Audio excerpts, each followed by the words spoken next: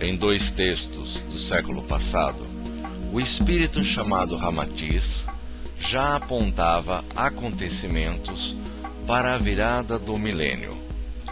Entretanto, observamos que esses eventos previstos para a última década do século XX só estão acontecendo agora, na primeira etapa da década do século XXI.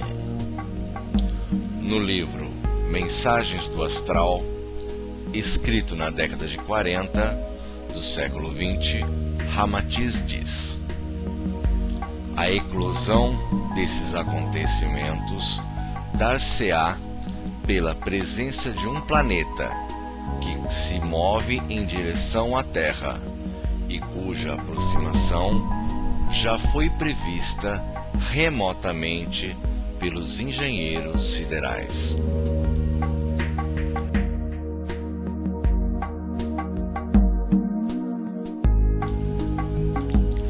A sua órbita é ubíqua sobre o eixo imaginário do vosso orbe, e o seu conteúdo magnético, poderosíssimo, atuará tão fortemente que obrigará progressivamente a elevação do eixo terráqueo.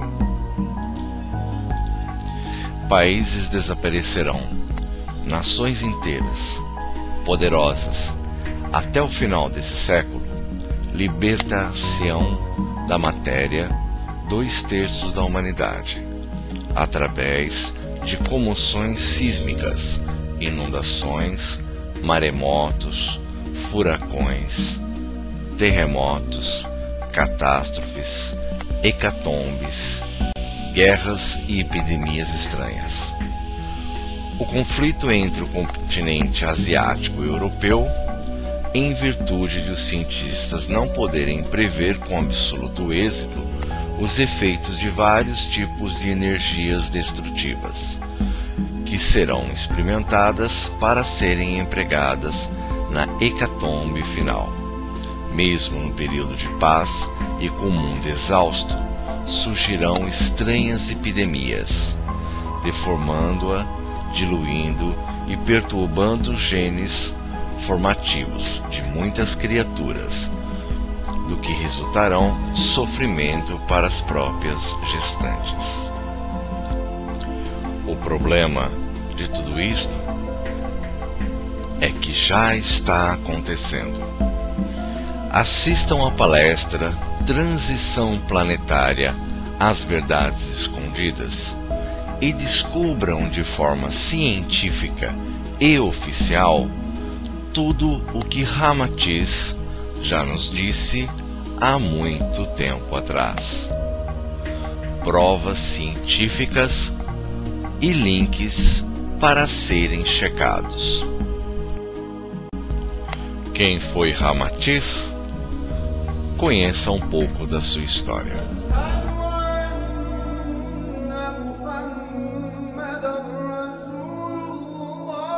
Na Indochina do século X, o amor por um tapeceiro hindu arrebata o coração de uma vestal chinesa que foge do templo para desposá-lo. Do entrelaçamento dessas duas almas apaixonadas, nasce uma criança. Um menino, cabelos negros como ébano, pele na cor do cobre claro, olhos aveludados no tom do castanho escuro, iluminados de ternura. O espírito que ali reencarnava trazia gravada na memória espiritual a missão de estimular as almas desejosas de conhecer a verdade. Aquela criança cresce demonstrando inteligência fulgurante, fruto de experiências adquiridas em encarnações anteriores. Foi instrutor em um dos muitos santuários iniciáticos na Índia. Já se havia distinguido no século IV, tendo participado do ciclo ariano nos acontecimentos que inspiraram o famoso poema hindu Ramayana. Neste poema, há um casal, Rama e Sita, que é símbolo iniciático do princípio masculino e feminino.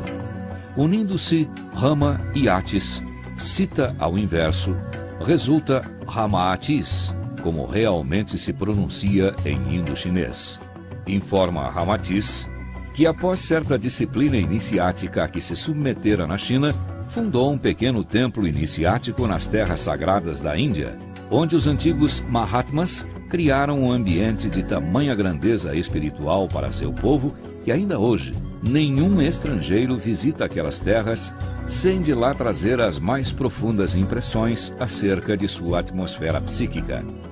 Foi adepto da tradição de Rama, naquela época, cultuando os ensinamentos do reino de Osíris, o Senhor da Luz, na inteligência das coisas divinas.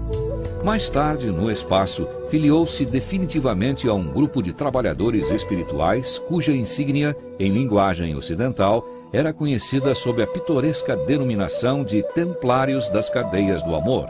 Trata-se de um agrupamento quase desconhecido nas colônias invisíveis do além, junto à região do Ocidente, onde se dedica a trabalhos profundamente ligados à psicologia oriental. O templo por ele fundado foi erguido pelas mãos de seus primeiros discípulos. Cada pedra de alvenaria recebeu o toque magnético pessoal dos futuros iniciados. Nesse templo, ele procurou aplicar a seus discípulos os conhecimentos adquiridos em inúmeras vidas anteriores. Alguns deles estão atualmente reencarnados em nosso mundo e já reconheceram o antigo mestre através desse toque misterioso, que não pode ser explicado na linguagem humana. Na Atlântida, foi contemporâneo do espírito que mais tarde seria conhecido como Allan Kardec, e na época era profundamente dedicado à matemática e às chamadas ciências positivas. Posteriormente, em sua passagem pelo Egito, no templo do faraó Merneptah, filho de Ramsés, teve novo encontro com Kardec, que era então o sacerdote Amenófis.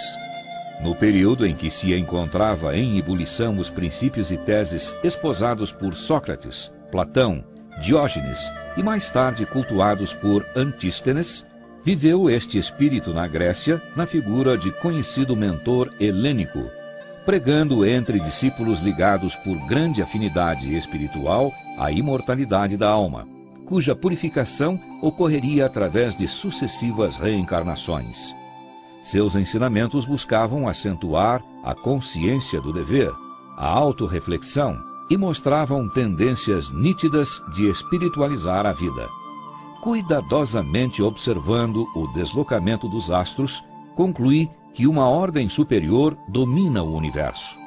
Muitas foram suas encarnações. Ele próprio afirma ser um número sideral. Embora tendo desencarnado ainda moço, Ramatiz aliciou 72 discípulos, que, no entanto, após o desaparecimento do mestre, não puderam manter-se à altura do padrão iniciático original. Eram adeptos provindos de diversas correntes religiosas e espiritualistas do Egito, Índia, Grécia, China e até mesmo da Arábia. Apenas 17 conseguiram envergar a simbólica túnica azul e alcançar o último grau daquele ciclo iniciático. Em meados da década de 50, à exceção de 26 adeptos que estavam no espaço, desencarnados, cooperando nos trabalhos da Fraternidade da Cruz e do Triângulo, o restante havia se disseminado pelo nosso orbe, em várias latitudes geográficas. Destes, 18 reencarnaram no Brasil, 6 nas 3 Américas, do Sul, Central e do Norte, e os demais se espalharam pela Europa e principalmente pela Ásia.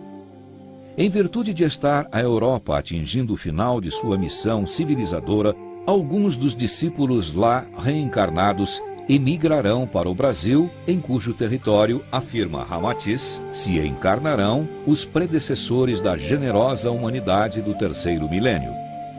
A Fraternidade da Cruz e do Triângulo foi resultado da fusão no século passado, na região do Oriente, de duas importantes fraternidades que operavam do espaço em favor dos habitantes da Terra.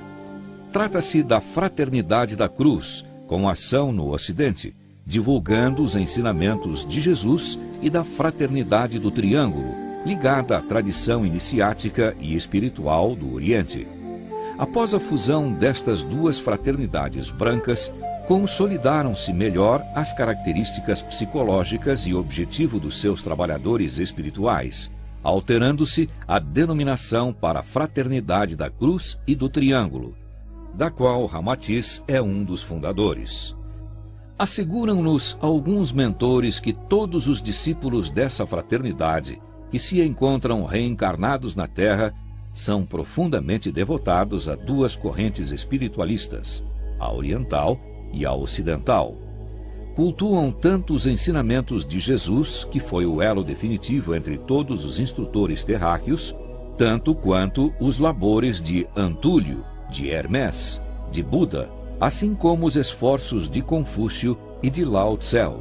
É esse um dos motivos pelos quais a maioria dos simpatizantes de Ramatiz na Terra, embora profundamente devotados à filosofia cristã, afeiçoam-se também com profundo respeito a correntes espiritualistas do Oriente. Muitos avatares, mestres, que vieram a este planeta, deixando suas mensagens de amor e compreensão, mostram que está chegando a hora em que iremos enfrentar um momento cíclico de alterações planetárias que corroboram as informações oficiais e científicas que descrevemos em nossa palestra Transição Planetária às Verdades Escondidas. Existe esperança para aqueles que estiverem preparados. Quer mais verdades escondidas? Facebook Transição Planetária às Verdades Escondidas. Junte-se a nós.